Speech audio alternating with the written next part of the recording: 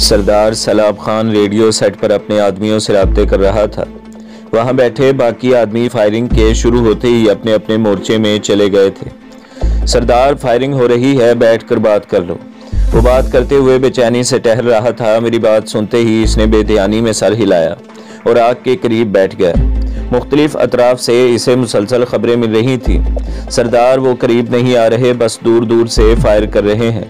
سلاب خان نے کہا، ٹھیک ہے، جب تک قریب نہیں آتے اپنی گولیاں ضائع نہ کرو، بس اکا دکا گولی چلا کر ان کے قریب آنے کا انتظار کرو۔ فائرنگ کا یہ سلسلہ گھنٹہ بھر جاری رہا۔ اس کے بعد ایک دم خاموشی چھا گئی تھی۔ لگ رہا تھا جیسے شلوبر اور ان کے حلفیوں نے بس غزنی خیل قبیلے کو یہ یقین دلانے کے لیے فائرنگ شروع کی تھی کہ وہ گھیرے میں آ گئے ہیں۔ فائرنگ کے رکتے ہی ماحول میں عجیب سی خاموشی چھا گئی تھی، ایک ایسی خاموشی جس کی تہ میں کئی قسم کے طوفان پوشیدہ تھے۔ رات کی تاریکی میں بغیر نشانہ لیے فائر کرنے والے دن کو انہیں چن چن کر نشانہ بنا سکتے تھے کہ وہ چاروں طرف سے گھیرے میں گئے تھے اور اس گھیرے سے ان کا کوئی بندہ باہر نہیں نکل سکتا تھا۔ البتہ اس پہاڑی کی دفاعی صورتحال کا اندازہ میں روشنی ہونے پر کر سکتا تھا۔ جوان، میں ایک بار پھر معذرت خواہ، آپ کو روشن خان کی وجہ سے اتنی زحمت اٹھانا پڑی، بلکہ اب تو آپ بھی ہمارے ساتھ پھنس ہی گئے ہیں۔ مجھے سوچوں میں گم پا کر سلاب خان معذرت کرنے لگا۔ میں پھیکی مسکراہٹ سے بولا، کسی کو کوسنے سے تو مسئلہ حل نہیں ہو سکتا نا۔ یہی تو دکھ ہے کہ اس کا ازالہ اب تک نہیں ہو سکا ہے۔ ہمارے دو دشمن قبیلے یکجا ہو گئے ہیں، ان کے ساتھ کچھ ازبک اور تاجک دہشت گرد بھی مل گئے ہیں، یقیناً ہمیں بھاری نقصان اٹھانا پڑے گا۔ سردار، اگر میں ابھی یہاں سے نکل جاؤں، میں نے مشورہ مانگا۔ یقیناً ہمارے ساتھ رہنے میں آپ کی جان کو خطرہ ہے اور اس وقت یہاں سے جانے کا مطلب خودکشی کرنا ہی ہوگا۔ میں پھیکی مسکراہٹ سے بولا، خودکشی ہو یا لڑائی، انجام دونوں کا موت ہی ہوتا ہے۔ جنگ میں تمام ہارنے والے مر نہیں جایا کرتے، میں نے فلسفیانہ انداز میں کہا۔ دشمن کے آگے گھٹنے ٹیک کر جسم کو مردہ ہونے سے بچایا جا سکتا ہے، روح کو نہیں۔ وہ ترکی بترکی بولا، مہلت کے حصول کے لیے گھٹنے ٹیکنا مصلحت کہلاتا ہے، روحانی موت نہیں۔ اگر میں پکڑا گیا تو یقیناً انہیں مطمئن کر لوں گا۔ فلسفیانہ گفتگو کو چھوڑ کر میں اصل موضوع کی جانب پلٹا۔ ہمارے ساتھ کچھ پشاور کے مہمان بھی موجود ہیں جن کی بات ہمارے دشمن اچھی طرح جانتے ہیں۔ کیا مطلب؟ ان کا واضح جواب سن کر میں جلدی سے پوچھ بیٹھا تھا۔ وہ اطمینان سے بولا، مطلب یہ ہے کہ وہ آپ کو بھی ہمارا دوست سمجھیں گے، جبکہ آپ کا لہجہ اور زبان اس بات کی تصدیق کرے گی۔ میں بے بسی سے سر ہلا کر رہ گیا۔ اچھا، اپنی جان بچانے کے لیے کوئی فائر وغیرہ کر لو گے؟ میں صاف گوئی سے بولا، کسی بے گناہ کی جان لینا مجھے گوارا نہیں ہے۔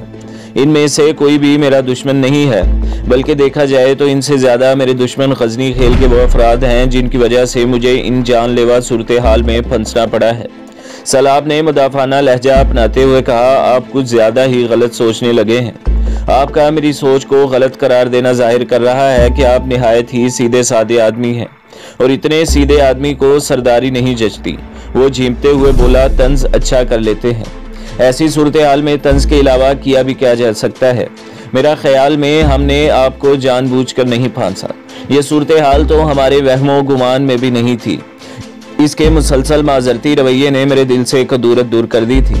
میں نے اسبات میں سر ہلاتے ہوئے کہا، جانتا ہوں یہ خواری مقدر میں لکھی تھی۔ روشن خان غریب تو بہانہ ہی بن گیا تھا۔ یہ روشن خان کی پارٹی اب تک واپس کیوں نہیں لوٹی؟ میرے منہ سے روشن خان کا نام سنتے ہی اسے اپنی گشت کرنے والی پارٹی کا خیال آیا۔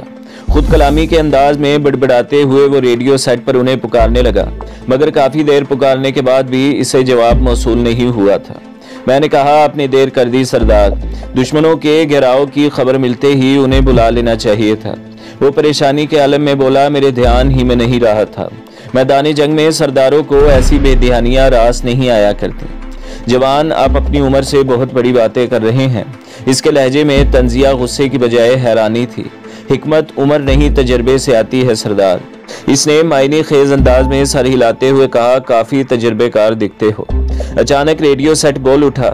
کسی نے ہیجان خیز لہجے میں سردار کو پکارتے ہوئے انکشاف کیا، سردار روشن خان اور صغیر واپس لوٹ آئے ہیں۔ دونوں شدید زخمی ہیں اور روشن خان نے بتایا ہے کہ ان کے 3 ساتھی باقی نہیں رہے۔ دونوں کی مرہم پٹی کرو، میں وہیں آ رہا ہوں۔ یہ کہتے ہوئے وہ محتاط انداز میں چلتا ہوا مورچے سے باہر نکل گیا، جبکہ میں نے پاؤں پسارتے ہوئے اپنی کلاشنکوف گود میں لی اور سفری تھیلے سے ٹیک لگا کر بیٹھ گیا۔ غزنی کھیل والے کافی گمبھیر صورتحال کا شکار ہو چکے تھے۔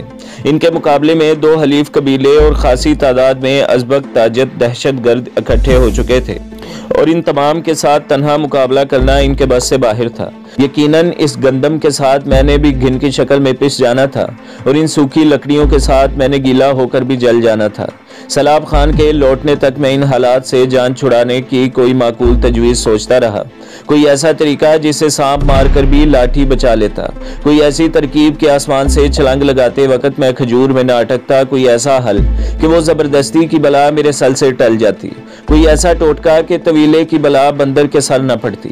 میرے سوچوں میں سیلاب خان مخل ہوا تھا۔ اس کے ہمراہ 4 آدمی اور بھی تھے۔ مورچے میں جلتا ہوا الاؤ بجھ چکا تھا، بس تھوڑے بہت انگارے دہک رہے تھے۔ فائرنگ ہونے کے بعد کوئی اس پر مزید لکڑیاں نہیں ڈال سکا تھا۔ سردار کے ساتھ آنے والے آدمیوں میں سے ایک نے سردار کے کہے بغیر کافی ساری خشک لکڑیاں اکٹھا کر کے بجھتے ہوئے انگاروں پر پھینکی اور آگ بھڑکانے لگا۔ سردار باقیوں کے ساتھ محو گفتگو ہو گیا۔ وہ تمام قبیلے کے فرد تھے۔ ان کی گفتگو سے میں نے اندازہ لگایا کہ روشن خان کے ساتھ گشت پر جانے والوں میں 3 آدمی مارے گئے تھے۔ روشن خان اپنے ایک ساتھی کے ساتھ مشکل سے جان بچا کر وہاں تک پہنچا تھا، اور اب اس کی حالت کافی تشویشناک تھی۔ اس کے علاوہ ایک اور آدمی بھی معمولی سا زخمی ہوا تھا۔ بڑا مسئلہ یہ تھا کہ اب ان کی رسد کی راہیں بند ہو گئی تھیں۔ نہ تو وہ مزید ایمونیشن منگوا سکتے تھے اور نہ کھانے پینے کا سامان اب تک نہیں پہنچ سکا تھا۔ صلح کی گنجائش بھی ختم ہو گئی تھی۔ ایسے حالات میں شلوبر قبیلے کے افراد ایسی کڑی اور شرمندہ کر دینے والی شرائط پیش کرتے جو ان کے لیے کبھی بھی قابل قبول نہ ہوتی۔ وہ اس صورتحال سے نمٹنے کے منصوبے بناتے رہے۔ میں خاموش بیٹھا ان کی گفتگو سنتا رہا۔ نہ انہوں نے مجھے مخاطب کیا اور نہ میں نے بیچ میں مخل ہونے کی کوشش کی۔ مشرق کی جانب قدرے فاصلے پر چند گولیاں فائر ہوئیں، جن سے متصل مغربی جانب سے ایک لمبا بریسٹ فائر ہوا۔ شمال و جنوب کی طرف سے بھی چند مرتبہ گولیوں کی آوازیں آئیں اور پھر خاموشی چھا گئی۔ وقفے سے پہلے بھی گولیاں چلتی رہی تھی۔ غزنی کھیل والوں پر نفسیاتی دباؤ ڈالنے کے لیے گھیراؤ کرنے والے انہیں چاروں طرف سے اپنی موجودگی کا احساس دلا رہے تھے۔ ایک آدمی قہوے کی بھری کیتلی کے ساتھ مورچے میں داخل ہوا اور تمام کو گرما گرم قہوے کی پیالی پکڑا دی۔ رات ڈھلنے کے ساتھ ساتھ سردی کی شدت میں اضافہ ہو رہا تھا۔ قہوہ پی کر میں ایک بار پھر اپنا سلیپنگ بیگ تھیلے سے باہر نکالنے لگا۔ ان کی گفتگو سے مجھے اندازہ ہو رہا تھا کہ ان کے پاس ان حالات سے نمٹنے کی بس یہی تجویز بچی تھی کہ فی الحال مورچوں میں بیٹھ کر دشمن کا مقابلہ کیا جائے، بلکہ اسے مقابلے کی بجائے دفاع کرنا زیادہ مناسب رہے گا۔ اس طرح 1-2 دن گزار کر اندازہ ہو جائے گا کہ اونٹ کس کروٹ بیٹھتا ہے۔ ان بیوقوفوں کو کافی دیر سے بیٹھا ہوا اونٹ ابھی تک کھڑا نظر نہیں آ رہا تھا۔ ایک سنائپر کی نیند پر ماحول اثر انداز نہیں ہو سکتا۔ میں بھی گاہے گاہے اٹھنے والی فائرنگ کی آواز سے بے نیاز سو گیا تھا۔ صبح کے ناشتے کا انتظام ان لوگوں کے پاس نہیں تھا۔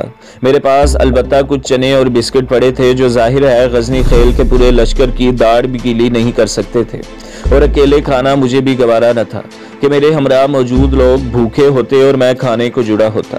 قہوہ بنانے کا سامان البتہ ان کے پاس موجود تھا، اور میں نے بھی اسی قہوے پر ہی گزارا کیا تھا۔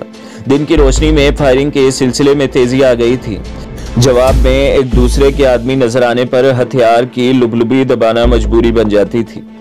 انہیں گھیرنے والے اگر چاروں جانب سے حملہ کر دیتے تو شاید کامیاب بھی ہو جاتے، مگر ایسی صورت میں انہیں بھی کافی جانی نقصان اٹھانا پڑتا، کیونکہ غزنی کھیل والے جس بلندی پر پڑاؤ ڈالے ہوئے تھے وہاں تک پہنچنے کے لیے مخالفین کو چڑھائی چڑھنا پڑتی۔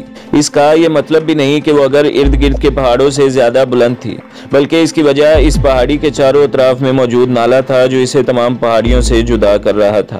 اطراف میں فائرنگ کا شور و غل زیادہ ہوا، مجھ سے چپ نہ رہا گیا۔